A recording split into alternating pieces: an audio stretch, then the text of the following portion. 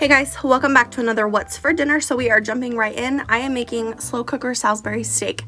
So I'm starting out with 1 pound of sausage and a half a pound of hamburger. The recipe calls for 1.5 pounds of ground beef, but I wanted to add some sausage in there. But I wish that I would have did 1 pound of burger and half a pound of sausage, but it is what it is. So the mixture for the beef patties is eggs, minced onion, breadcrumbs, milk, garlic, salt, and pepper to taste. I will leave the recipe linked down below if you need the actual recipe, but I'm just following the recipe. It's from Spend with Pennies. I actually really love that website. I use a lot of their recipes, but anyway, so I'm just putting all of this together.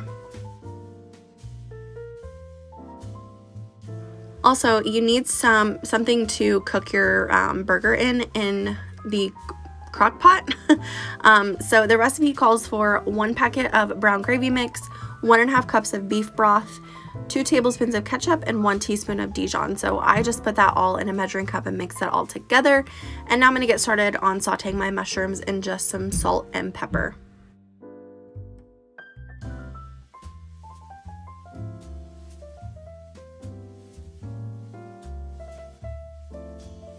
So now that I've got my mushrooms going, I'm just going to mix up this mixture with my little handy dandy hamburger chopper that I got at Walmart. I think it's like $4 at Walmart. It is not expensive at all, and it is seriously one of the most used kitchen tools that I ever use. It's not online, so you'll just have to find it in your local Walmart, but if you see it in your Walmart, definitely pick it up. I have 2 or 3 of these, and it is the best. But I found that after I got everything mixed together, I still needed to go in with my hands to make sure that everything was really well combined. So you'll see me do that in just a second.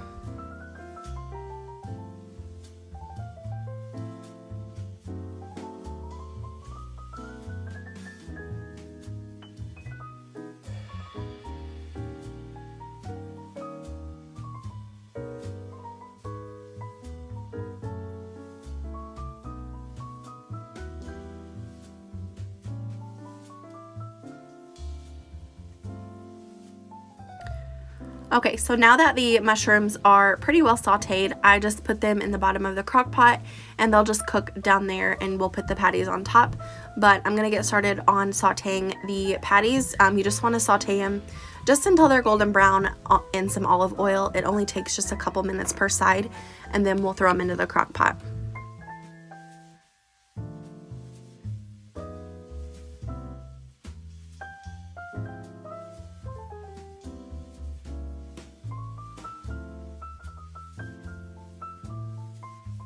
Okay, so now that the burgers are all sauteed, I'm going to add them to the top of the mushrooms in the crock pot. This particular mixture made about 6, maybe 7 patties. I don't remember exactly. I did make them a little bit smaller because we're not huge fans of big burger patties, but anyway, I'm just layering those on top, and then we will add the beef broth mixture over the top, and I'm going to cover this and cook it on low for about 5 hours.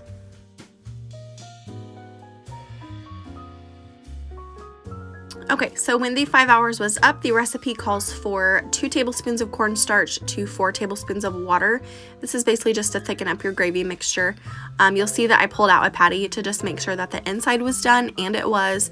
So I'm just making that cornstarch mixture and then removing all of the patties so that I can mix in the cornstarch, and then I'll add the patties back in, and then you just want to cover it and cook it on low for about 30 more minutes, just until everything is thickened up.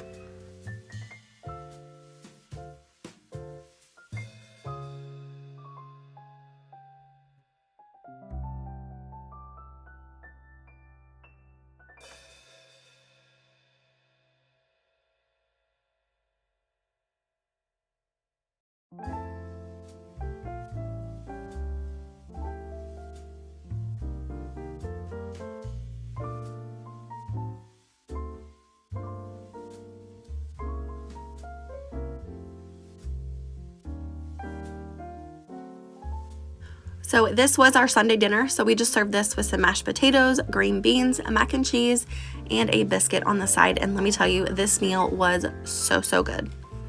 So this next meal is one of the easiest meals I have ever made. So you're just gonna need about a pound of chicken, and I actually made mine a while ago, and I just stuck it in the freezer. I love doing that. I just cook it in the crock pot and then divide it up, you know, with as much as I want for dinner. So I'm breaking that up, and then I'm gonna add some stuffing, and you can use any mixture that you want. You could do cornbread, turkey, you know, whatever, but because it was a chicken recipe, I wanted to use the chicken. So after that, I'm just gonna add some minced onion. I don't believe that the recipe calls for this, but I like minced onion and everything, so I did want to go ahead and add that.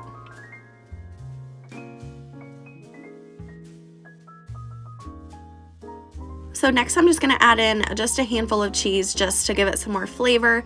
And then what makes this recipe so easy, I feel like, is that it uses frozen broccoli. So I just cooked the frozen broccoli in the microwave, and I'm just gonna add just a little bit of butter. But first I'm going to cut it all up with some kitchen scissors. This is probably the easiest way to do this, especially whenever it's hot like this. If you were using, you know, fresh broccoli, you could cut it up before you cook it, of course, but I find this to be the easiest way, and I did this because I did not want us to be, you know, chomping on broccoli at the dinner table, so especially for my kids, so I did cut it up with some scissors.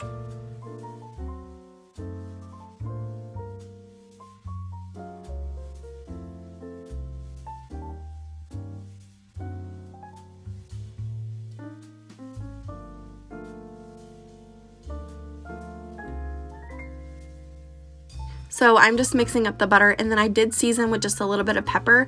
This does not need any salt because of all the salt that's already in the stuffing mix. So just keep that in mind whenever you're cooking this. You can always add more salt later, but you cannot take it away. So just keep that in mind.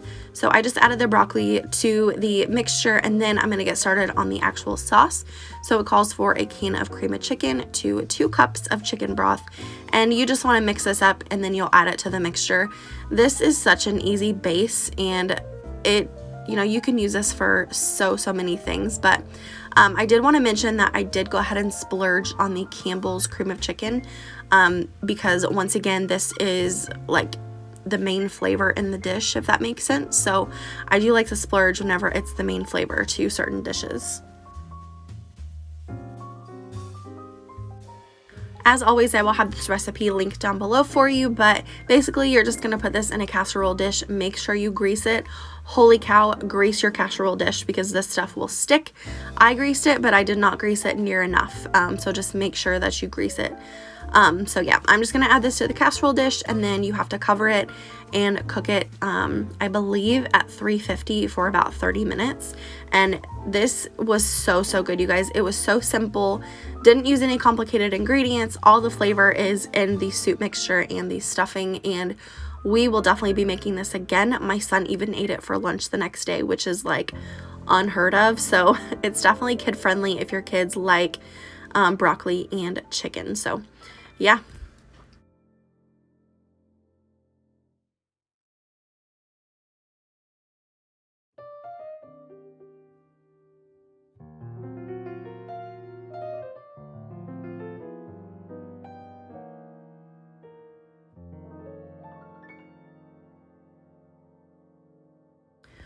Okay, so here's what it looked like when it came out of the oven. It looks so good, and we just served this with some corn on the cob, and let me tell you, my kids loved this. It was so good. You guys should definitely try it.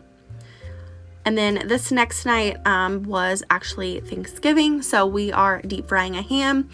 This was a 10-pound ham, and we deep fried it at 350 for 10 minutes, and it came out perfect. This is always such a crowd pleaser, and it's so fun to just like watch it cook. So yeah, you guys should definitely try deep frying your ham if you have not yet.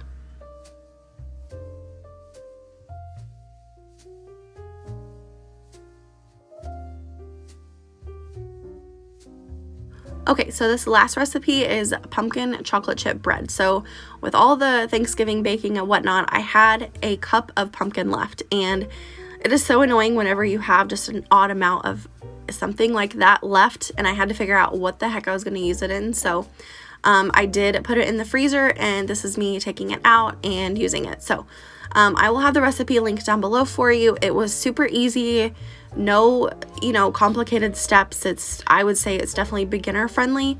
All of these ingredients you should have in your cabinet. If not, they are super easy and cheap to find and to buy. So this recipe was really, really good and easy, and I definitely recommend.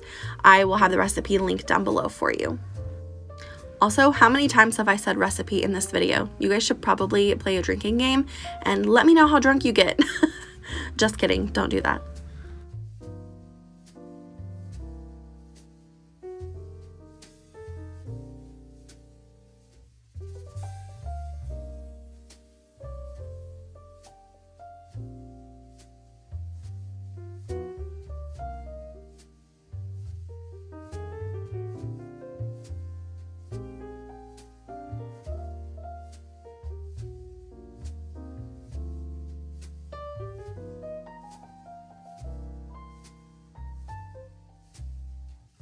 If you guys are curious, I got these storage containers that I am storing my baking goods in.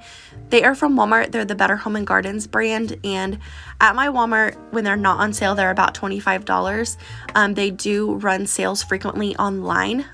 When I got them on sale for $15 for the 3-pack, so that was a steal. And they have kept my baking goods good, and I don't bake very often, just like during the holiday season, so they are definitely worth the money even if you spend the full price on them. If I can find them online, I will link them down below for you if you are interested.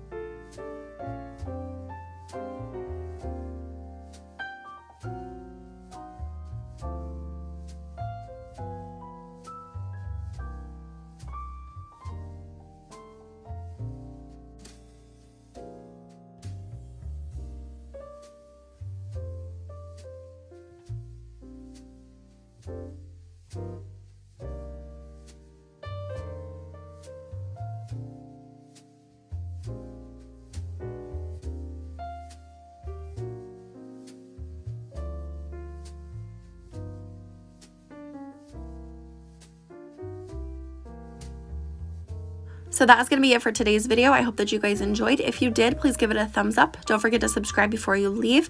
But other than that, I'll see you in my next one. Bye, guys.